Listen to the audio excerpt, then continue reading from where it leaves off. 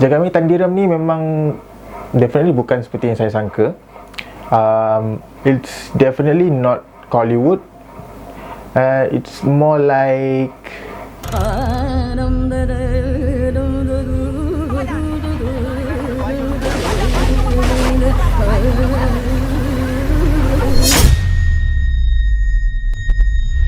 yes, that.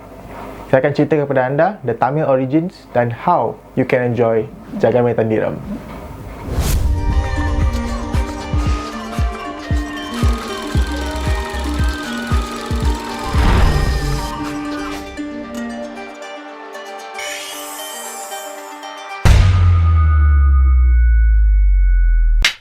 Hai, selamat kembali ke Wayang People Foreign Friday. Nama saya Huari Yahya. Terbaru di Netflix pada bulan ini adalah filem lakonan Dhanush. Tajuk dia Jagami Tandiram.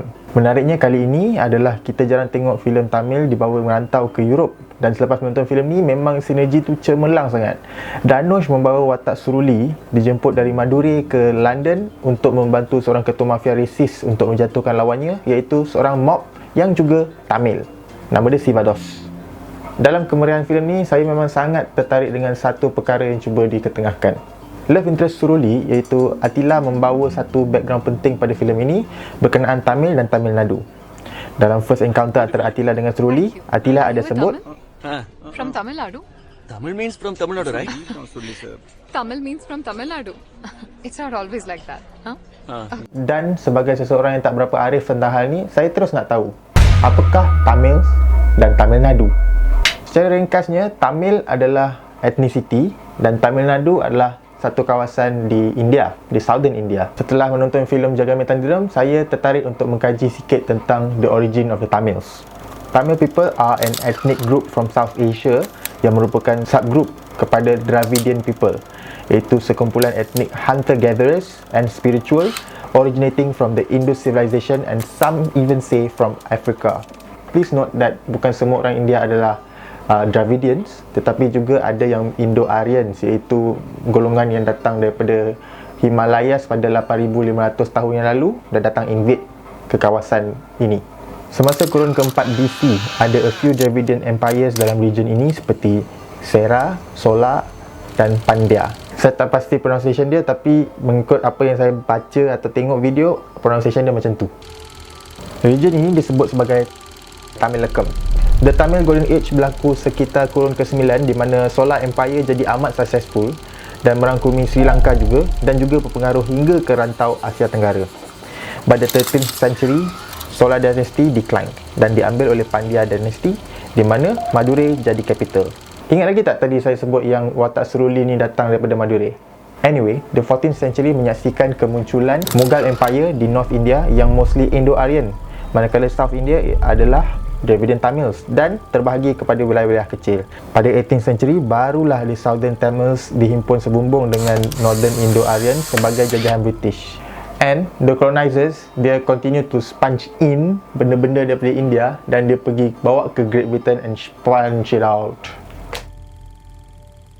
Bila British keluar dari India, kawasan Tamil ni dinamakan Madras State, tetapi finally dipecahkan pada tahun 1969 sehingga wujud Tamil Nadu, iaitu Tamil Country yang sekarang ini. Dan nak tahu mana lagi ada orang Tamil dekat area tu? Sri Lanka. Tapi apa connection between orang Tamil Nadu dengan orang Tamil di Sri Lanka? Adakah dia daripada punca kuasa yang sama? Actually not sure. In Sri Lanka, the Tamil people make up cuma 11% populasi negara ni dan origin mereka dipertikaikan banyaknya kali.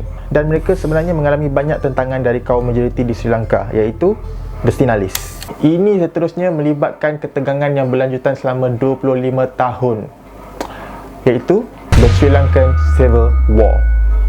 Filem Jagami Tandiram ni selain mengisahkan kehidupan Suruli sebagai seorang gangster dari Madurai, juga menyentuh kisah imigran Tamil di UK seperti Atila. Sama seperti watak Suruli, saya pun mula-mula fikir bila Atila ni orang Tamil, saya automatically fikir dia from Tamil Nadu lah, dari India. Oh, tapi tak. That was only until Atila started bercerita pasal origin dia dan bagaimana dia sampai ke UK. Rupa-rupanya Atila ni seorang pelarian daripada Sri Lanka.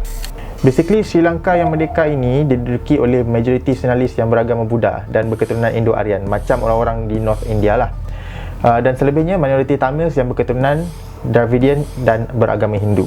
Menurut ancient history di Sri Lanka, pulau ni diduduki oleh nasionalis dulu sekitar tahun 500 sebelum Masihi dan only didatangi oleh golongan Tamils sekitar 137 sebelum Masihi dan menjadi sebahagian daripada Solar Empire tahun 1017 Masihi. Dan semasa British jajah, diorang bawa masuk Indian Tamils untuk mengusahakan ladang teh di kawasan pegunungan di Highlands di Sri Lanka. So actually Tamils yang daripada India ni di-regard as someone yang different from Tamils yang memang dah ada kat Sri Lanka.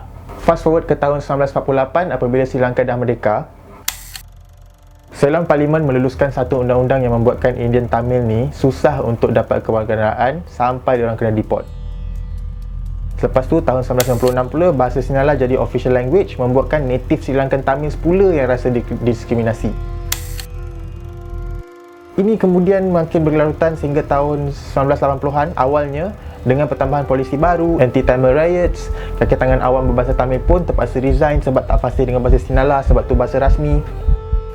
Lalu wujudlah The Liberation Tigers of Tamil Eelam atau LTTE yang mula membuat serangan pada tahun 1983 dengan demand untuk wujudkan separate state from the Sri Lankan government.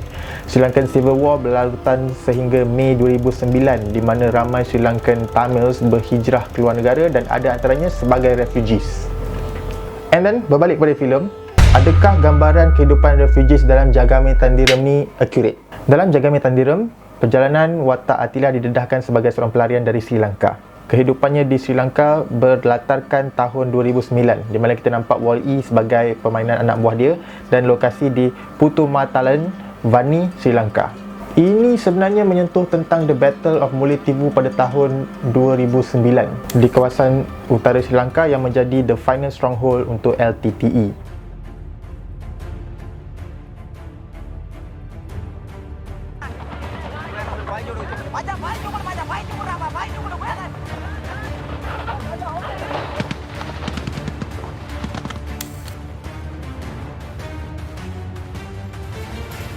Battle ni banyak melibatkan serangan udara dari Sri Lankan Air Force.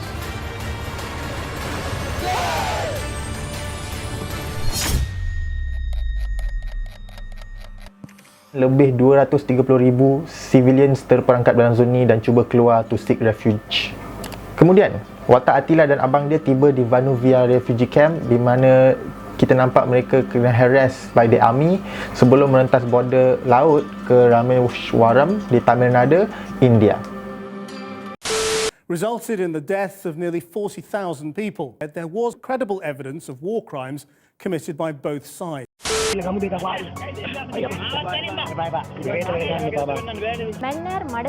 Just 3 months ago, we obtained disturbing new evidence concerning the fate of Tamil Tiger presenter Issei Priya. Video footage proved that she was captured alive by government forces. Disorientated but unhurt, she is next seen street.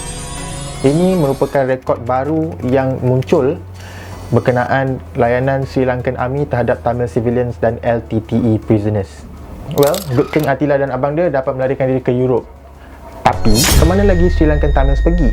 Well, punca Sri Lankan government dapat menumpaskan LTTE pada Januari 2009 tu adalah sebab serangan tu adalah serangan yang paling besar dan paling berdarah dalam sejarah. Ini membuatkan Lankan Tamils terpaksa melarikan diri further north ke Tamil Nadu di India. Masalahnya sekarang, India punya polisi against refugee is very shady AF. By 2019, terdapat lebih 94,000 Sri Lankan Tamil refugees menetap di 107 refugee camps di selatan Tamil Nadu. Meskipun mereka dah settle down for many years, dah dapat pekerjaan di Tamil Nadu, mereka masih lagi tak dapat sebarang dokumen yang boleh menetapkan mereka sebagai citizens of India. The latest hope for these refugees dekat Tamil Nadu ni adalah the Citizenship Amendment Act tahun 2019. Tapi malangnya, melalui CAA ni, pendatang yang layak mendapatkan citizenship adalah mereka yang bukan Muslim dan haruslah berasal dari 3 neighbouring countries, iaitu Pakistan, Afghanistan dan Bangladesh. Mana Sri Lanka? Apparently, Sri Lanka was left out from the CAA Sebabnya India punya priority was untuk menyelamatkan imigran yang bukan Islam, yang kalau diorang balik ke negara Islam diorang akan menerima ancaman. Tapi bukankah Sri Lankan Tamils ni mengalami masalah yang sama? Cuma they're just not Muslims. Anyways, to be fair, the Indian government dah cakap diorang banyak kali bagi kewarganegaraan kepada Sri Lankan Tamil sejak 1970-an. Just that disebabkan CAA ni, diorang dah bukan lagi priority, diorang still bottom of the line. So sampai bila? Tapi at the same time, Lankan Tamil sudah migrate ke serata dunia ketika Civil War. Dan yang paling banyak populasi bukannya di India, tetapi di Canada. Sehingga tahun 2007, populasi Tamil di Canada telah mencecah 200,000 orang, which is 2 kali ganda daripada total of Sri Lankan Tamils di India. And that's all I've got about Tamil Nadu and Sri Lanka. And hopefully berjaya membantu anda on how to enjoy Jagame Tandiram. Jika anda tahu lebih banyak tentang topik ini atau kami ada tersalah interpretasi, jangan malu, just comment below and don't know. Let's start the conversation. Untuk tahu review Wayang People tentang Jagame Tandiram, don't forget to visit our IG page right now.